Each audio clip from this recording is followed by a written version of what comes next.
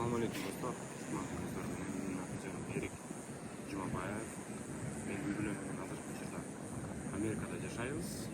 Качан келген Америкага, кантип келгенбиз ал боюнча балким кийинки видеолорубузда айтып берем сиздерге. Азыр болсо мен айта турган нерсе, буга чейин мен Кореяда жашагам. 5,5 жылга жакын. Ошол жерде видеоблог тартып баштаган эле Кореянын жашоосу, Кореядагы кыздар, Кореядагы мен көбүнчө ушу туристический жана тарыхый жайларга көп кызыгам. Ошол себептен ошондой жерлерди тартып, кыргыздарга көрсөтүп жүргөм. Азыр болсо эми көп убакыттан бери ортодо тыныгуу болуп калдык. Ал кезде бойдон болчубуз. Азыр үйлөнүп шүгүр 2 балабыз бар. Азыр эми Американын жашоосун сиздерге чагылдыргым келип турат. Бул Америкада негизи мага чейин дагы көп эле блогерлер бар. Эң эле белгилүүсү трак боюнча баарын иликтеп чагып берген бул Алмаз байке, анан дагы башка көптөгөн блогерлер бар.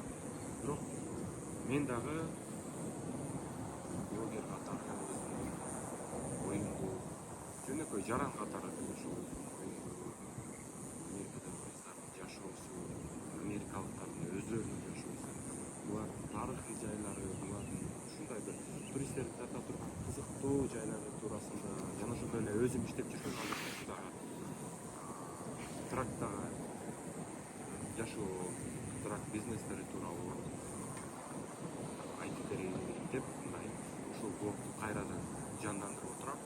Себеби өзүм дагы көптөн бери ойлонуп жүргөм, ушул блогду улантайын деп.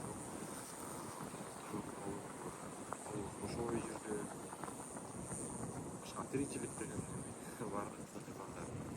Ошол себептен кичине ортодо бир 2 жыл, 3 жылдан ашык мындай активдүү болуп видеодорду киргизе алган жок. Эми буюрса каналыбызды кайрадан жандандыра атабыз. Ал үчүн эмне керек? Сиздердин жардамыңыздар керек турган.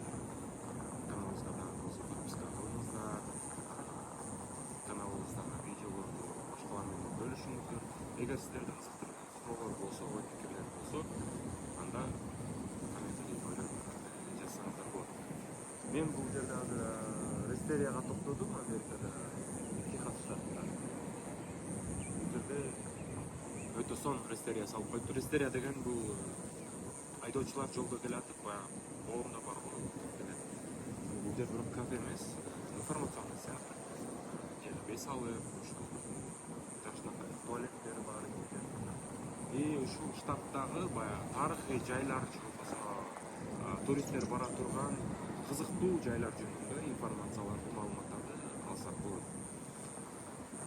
Мен эмне үчүн бул нерсени көрсөтүп атам? Себеби бизде ушундай маалымат борборлору аз экен. Анткени жакында ошол кореялык туристтин видеосун көрдүм, Кыргызстанга келген экен.